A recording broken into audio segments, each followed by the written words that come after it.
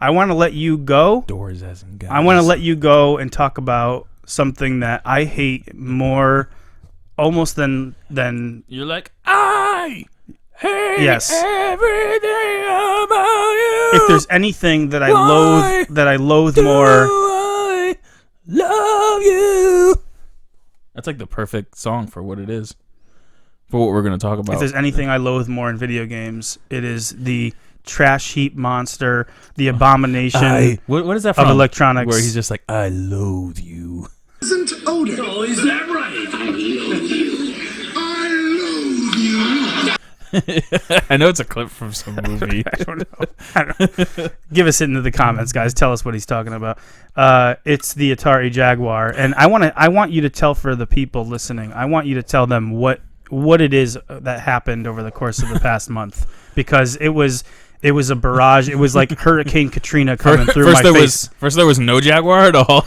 No, and then there would be lots of Jaguar. Yeah. So let's go ahead and tell your story. So I've been helping one of my friends sell a bunch of his like toy collection online. It's funny because I got him into collecting wrestling figures, and then so he kind of fell out with it because like we stopped working because I got a new job and I wasn't working with him because I was kind of like I was influencing him basically. Sure. I was like, oh, I just got this new figure. He's like, oh, that shit's dope, and then he would go buy one. Right. So I was kind of like helping him You get were into giving the game. him, yeah. And so once like I wasn't, you were the really, godfather of his hobbies. So once I wasn't really around, he kind of like fell out of it. And it's kind of sad actually when you think about that. Yeah. Well, I mean, I knew what you. There's a subtle sadness there. Yeah. Well, I mean, it's kind of went with like just the downfall of WWE right now. Yeah. So, that makes sense. But I mean, all the older figures are like all the characters they make are still good. But anyway, so I was helping him like sell a bunch of his toys. So he got kind of the fever. He got that eBay fever, and he went into his basement and started grabbing a bunch of like just boxes of stuff and going through stuff, see if he could sell. It's like tons and tons of Funkos, and then he just sent me a picture. He's like, "Oh, I got this, heap of crap," and I was like, "It's a Jaguar." No wonder he said it was a heap of crap. I was like, does he watch the show, or or did he just know? And he was like, did he just know like everybody across the face of the planet that the Jaguar is a piece of shit? Well, and considering the only game you had was Cybermorph too. Exactly. And that was it. What a packin'. Huh? Hey, we want to showcase our console. What are we gonna give? A polygonal mess. Where did you learn to fly? At 7 frames per second. Where did you learn to fly? So basically I told him, I was like, dude, I want it. And so he won't own a Dreamcast, everybody. He won't own a Saturn, but he wants a Jaguar. I do have a Dreamcast now. Oh. Remember? I know. I asked you. I texted you and asked you if you were going to keep it. You never responded to me. Oh. No, yeah, I have it. So yeah, it sold it to me for a good price with just Cybermorph, and we were off to the races. And you got lost. We were off to the races. It was funny because I remember when it like originally came out, I kind of wanted to get one, just from like the pictures. Well, I mean, I was 9. You didn't really know. Okay. You didn't really know any better. I mean, by the pictures in the magazines and everything. There was a mystique about it. I know what you mean. Yeah, like Alien. I mean, when Alien vs Predator came out, like I remember it in the magazine. It was like Atari Jaguar Game of the Year. Everyone was saying it was like Game of the Year, right. And it looked like really good at the time too. Mm-hmm. So obviously. Went right to eBay. It was funny because actually I got like 12 games before I even picked up the Jaguar up from him because I had to like wait like a week to to meet up with him. And 12. Yeah. That's right. You heard it right. 12 games. And then it turned into like 19. I don't have all of them here, but it just so happened some guy he listed one game and then like 2 more, and then I just messaged him and I was like, "Oh, do you have any like other games for sale?" He's like, "Yeah, I'm kind of offloading my whole collection." So and I asked him for like certain games, and he's like, "Yeah, I have those. I just gotta list them." So I was like, "Well, as soon as you list them, let me know because I'll try and scoop them all up at once." So you ended up working out a deal for all of them? Yeah, for the most part, and I got them really cheap too. So I don't even know where to start. I got all the heavy hitters. I got Super Burnout. Most of them, he only had the cartridges, but there's a guy on eBay, My Atari, who has a warehouse filled with everything from Atari, and he had he had unused boxes. They were still they weren't even folded. That blew my mind when I heard that. Yeah, so now I have Super Burnout complete, Ruiner Pinball complete, Iron Soldier complete. Ruiner Pinball we didn't end up playing. No, we did. Remember? Oh yeah, that's right. Yeah. That's right. Yep. Zoop, which was on every system back then, but I have that complete now. And then actually, Attack of the Mutant Penguins is like one of the rarest games. I actually picked it up loose. There's a good reason for that. The cartridge for $25, where just the cartridge is going for like $80. Wow. And but then, from the same. And then guy? No, I got it on offer up, the cartridge. And then this box I got from. It just seems like everything fell into place on this whole thing. Like eerily fell into place. Yeah. But mostly, yeah. Like, okay, so the one I got from the same person was Iron Soldier, Ruiner Pinball, Super Burnout, Wolfenstein, Cannon Fodder. Not Cybermorph, but I have the box for that. I got Ultra Vortec, Kasumi Ninja, and Tempest 2000. just amazing. And Alien vs Predator. Oh yeah, and Alien vs Predator too. But I don't. That's one of the ones that I need to get. I hopefully can find a box at some point. You know, it's funny because so a couple of weeks ago, Trenton came over and we wanted to test out the system and play some of the games. And I gotta say, you know, like I said, the time, they're not like if you're looking at it in 1994 eyes, it's not really that great. So my perception of it is it's almost as if it's such a weird console. It's almost as if it is. It's almost as if you asked. Intriguing. It's almost as if you asked a bunch of aliens to kind of approximate what video games were going to be in the next generation, and they came up with something that was totally like off from what like the actual path of video games was going. When you play some of these Jaguar games, it doesn't feel like anything you've ever played before, especially the exclusive type games like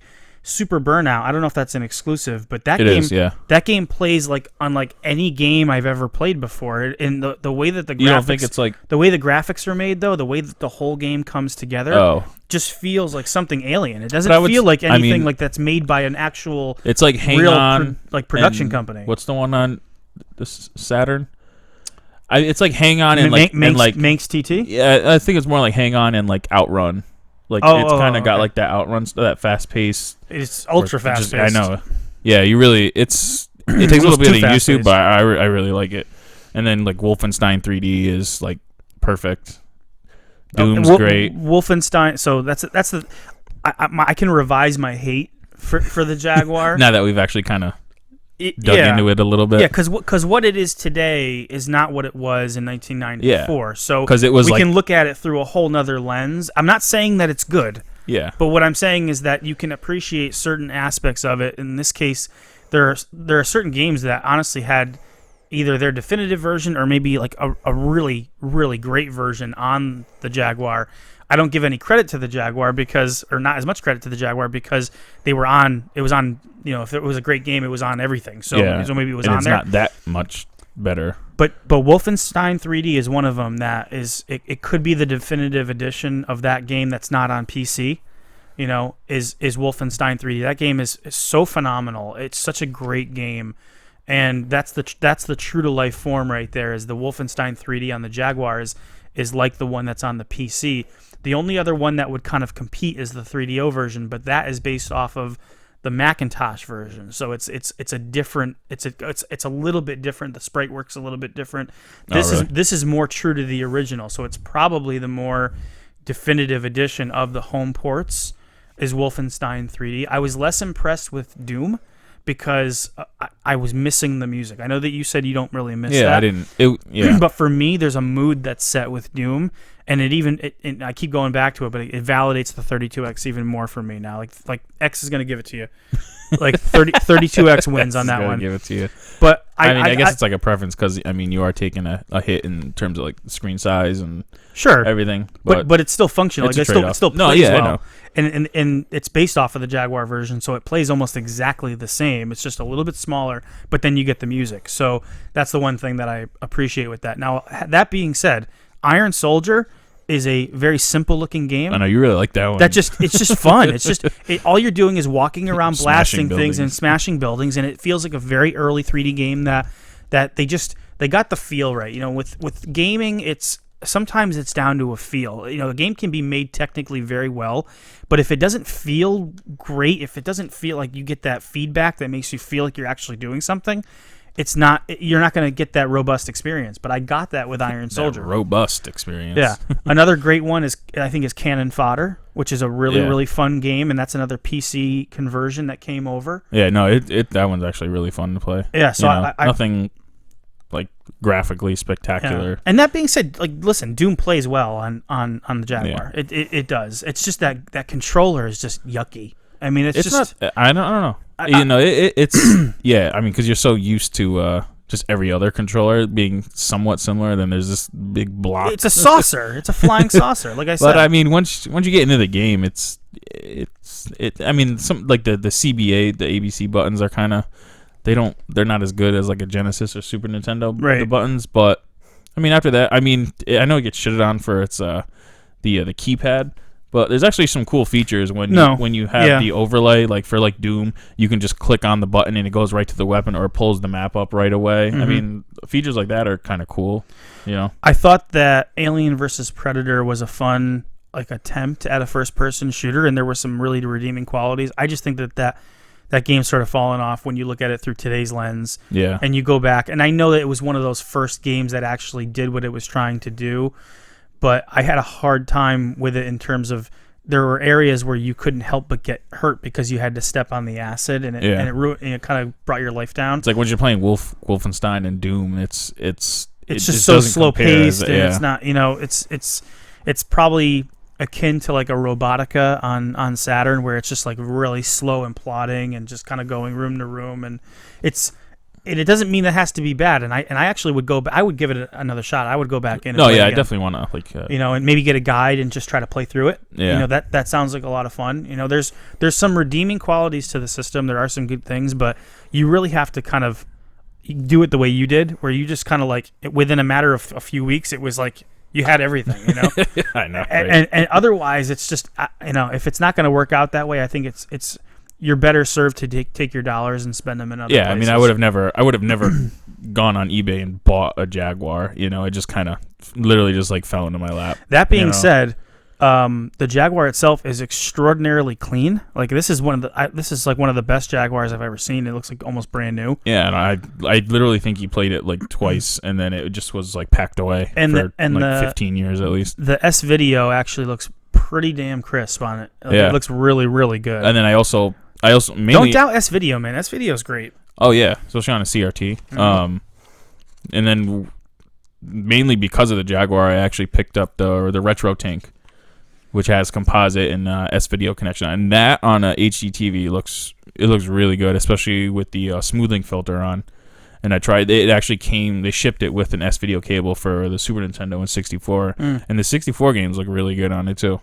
I would think so. I think the smoother kind of graphic filters probably look better with, maybe even better with S video. It doesn't make it crazy smooth, but it just enough where it makes it look more like solid. Right. Like, because I mean, you can actually see what you're doing. Especially on the 64, it's a blurry mess.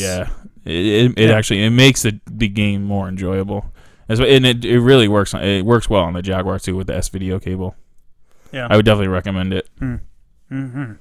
So I mean, I'm glad you own it, because I think it's actually going to be good for us to maybe explore a little bit. Now that you have it, we can kind of explore the library a little bit. Yeah, there's only like a few more games I really want to get. Missile Command 3D, I have the box for it. That's like one of the most rare, like the hardest to get games. And Power Drive Rally. Oh, Power Drive Rally. Yeah, there's another racing game too. Checkered Flag. Oh, I actually just bought that today. Did you get it? Yeah, it was only like $18. That'd be a kind of a cool game to kind of I know it compare and contrast to like Virtua Racing. I heard the frame rate's really bad on it. No, I know. I've seen reviews on it. But it's still it is a part of history. I mean, we joke about the Jaguar all the time, but it is a part of history. It's kind of a cool, neat thing. The one other thing I like is the box art. I think the box art is actually really cool for a lot of these games. That they, the illustrations that we were able to create, like that Iron Soldier one. Like that, you can, Yeah, make, they you do can make look- a poster out They of do that. look really good. Like even the Kasumi Kasumi Ninja one one looks great. Look at that. I know. That looks awesome. I read. Yeah, I don't know. They look kind of cool. You know, Even, when you even got them all. the Super Burnout one looks good. Ultra Vortex. Yeah, when you got them all stacked up next to each other, like how many people have like complete boxed copies of Jaguar games? Nobody. You know? No, nobody does. Nobody So does. who knows? I might end up going for the Go for whole the whole set. 56 Wow, complete. what a thing to shoot for. You know, Uh, why not? I'm already like halfway there. I know. And I got like all like the heavy hitters already. The other ones can't be that much you know? expensive. You know? You know, I mean, there's expensive games, but there's nothing like you're not spending like $400. Yeah, I mean, On Burning Rangers. like the most expensive ones are around like 100 like complete, you know, which is doable. As opposed to paying like $800 for Snatcher on Sega CD.